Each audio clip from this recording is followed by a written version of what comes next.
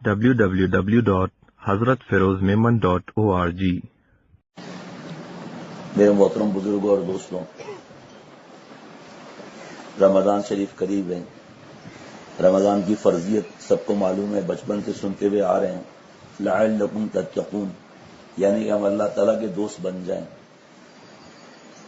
تقوی اللہ تعالیٰ کی دوستی کا نام ہے، اور تقوی کہتے ہیں کف النفس عن الہوی، گناہ کے خیالات آئیں اور اس پہ عمل نہ ہو، یہ اس کو تقوی کہتے ہیں۔ اور اگر ہم تقوی اختیار نہیں کریں گے تو گناہوں کا لقوہ ہوگا۔ ہمارا عبادت پر تو بہت زور ہے، اور سب کو پتہ ہے اس وقت بھی اگر حرم شریف میں آپ فون کریں تو ایک آدمی کی جگہ بھی نہیں ہوگی اس وقت وہاں پر، اور جتنے دن بڑھتے جائیں گے اتنا رش بڑھتا جائے گا۔ لیکن ہم لوگ گناہوں سے کتنا بچتے ہیں، اور یہ گناہ چھوڑنے کا اور تقوی اختیار کرنے کی فرضیت صرف رمضان کے لیے نہیں، رمضان کے لیے تو خاص ہے کہ ہم لوگ سدھر نہیں سکے، اب سدھر جائیں۔ اور عقل مند انسان رمضان شریف کا انتظار نہیں کرے گا، کیونکہ کسی وقت بھی بلاوا آ سکتا ہے۔ اس وجہ سے سچی توبہ کی اللہ تعالیٰ مجھے اور ہم سب کو توفیق عطا فرمائے۔ ہم نے رمضان شریف سمجھا ہوا ہے کھانے پینے کے دن ہیں۔ ہم لوگ دن میں ویسے اگر رمضان کے علاوہ ہم دیکھیں، ایمانداری سے اگر دیکھیں تو رمضان میں ہم غیر رمضان سے زیادہ کھاتے ہیں۔ اگر ایمانداری سے دیکھا جائے تو سحری میں ہم کتنا کھاتے ہیں، اور کیسی کیسی چیزیں تلاش کرتے ہیں جو دیر سے ہضم ہونے والی ہوں۔ پھر اس کے بعد افطار کے وقت کتنا کھاتے ہیں، پھر سحری کا ایک وقت ہو گیا، پھر افطار کا وقت ہو گیا، اس کے بعد پھر کھانے کا وقت، تو تینوں چیزیں تو ہو گئی نا اور دنوں کے علاوہ۔ بلکہ تراویحوں کے بعد پھر آ کر گھر میں آ کر کہتے ہیں کوئی چیز ہوگی اور فروٹ وغیرہ کچھ بچا ہوا ہے افطار کے وقت کا، وہ بھی کھا لیتے ہیں۔ منع نہیں، حلال نعمت کا کوئی منع نہیں، لیکن اوقات بدل گئے۔ اگر ہم نے گناہ نہ چھوڑے تو اللہ تعالیٰ کو پھر صرف بھوک کی ضرورت نہیں، اگر ہم گناہ نہیں چھوڑیں گے تو اللہ تعالیٰ کو ہمارے صرف بھوک کی ضرورت نہیں۔ اللہ والے اور ہمارے درمیان کیا فرق ہے؟ اللہ مجھے بھی اللہ والا بنا دے۔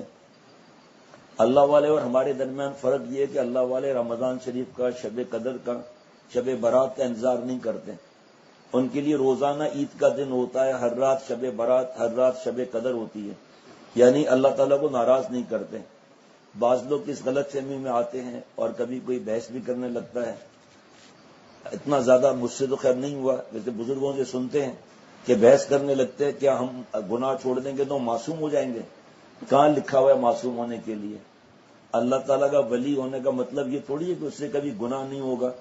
اگر خدا ایک تو جان لڑا کر گناہ نہیں کرے گا، اگر ہو گیا تو سچی توبہ جلدی کر لے گا، بے چین ہو جائے گا۔ بعض لوگ جب تک گناہ نہ کریں جب تک چین نہیں آتا، اللہ کے خاص بندے جب تک توبہ نہ کریں چین نہیں آتا۔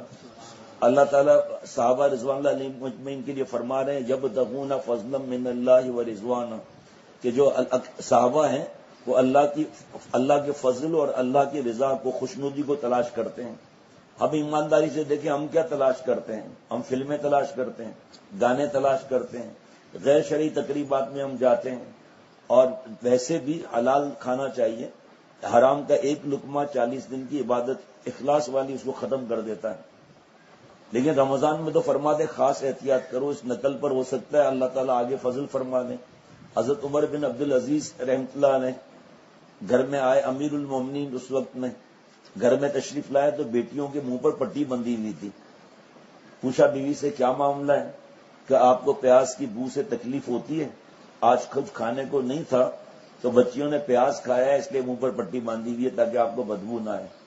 یہ قصے کہانی کی باتیں نہیں ہیں جن کے لیے ہم حرام کھاتے ہیں، ہماری بیماری کو صحت میں نہیں بدل سکتے، ہمارے کو ایمان پر خاتمہ نہیں دلا سکتے، قبر میں اور قیامت کے دن ہماری مدد نہیں کر سکتے۔ خدا نہ خواستہ گردے میں درد ہو جائے تو جن کے لیے ہم حرام کماتے ہیں وہ ہمیں کچھ نہیں کر سکیں گے۔ حضرت عمر بن عبدالعزیز رحمۃ اللہ علیہ ایک بار گھر میں تشریف لائے تو دیکھا کہ بیوی اور بچے اداس ہیں۔ فرمایا کہ بھئی کیا بات ہے؟ کہ پڑوس میں سب لوگوں کا عید کا بچوں کا انتظام ہو گیا ہے، ہمارے بچوں کا عید کا انتظام نہیں ہوا، اس لیے بچے غمگین ہیں، پیسے نہیں ہیں۔ اور امیر المومنین سے پہلے کیا ان کا معاملہ تھا، کتنا خرچہ ہوتا تھا اس وقت؟ تو فرمایا کہ بٹھا کر بچیوں کو بتایا کہ میں چاہوں تو حرام سے بہت چیز لے سکتا ہوں، لیکن قیامت کے دن آپ اپنے بابا کو، آپ اپنے شوہر کو دوزخ کی آگ میں جلنے سے نہیں بچا سکتے، میں مجبور ہوں، کچھ نہیں کر سکتا میں. بیوی نے کہا کہ آپ اپنے وہاں سے ادھار تو لے سکتے ہیں نا مہینے کے لیے. پر میں ہاں یہ میں کر سکتا ہوں. بڑے جب ایسے ہوتے ہیں تو چھوٹے بھی پھر ویسے ہی ہوتے ہیں. گئے خزانے کے امیر کے پاس کہ مجھے آپ ادھار دے دیں، میری تنخواہ میں سے کچھ ادھار دے دیں. تو انہوں نے کہا، خزانہ کے امیر جو تھے انہوں نے کہا میں آپ کو ادھار دینے کے لیے تیار ہوں، لیکن آج کوئی کہہ کے دکھائے ذرا. کہ میں ادھار دینے کے لیے آپ کو تیار ہوں، لیکن آپ کے پاس اس کی کوئی گارنٹی ہے کہ آپ ادھار دینے کے لیے زندہ رہیں گے؟ یہ آج کوئی سچ کہہ کے دکھائے ذرا، گردن مروڑ دیں اور فوراً جھوٹا FIR کٹوا کے ٹھڈے لائن لگا دیں. لیکن سامنے والے بھی کیسے تھے؟ فرمایا بس بس بس ٹھیک ہے مجھے ادھار نہیں چاہیے. www.hazratfirozmemon.org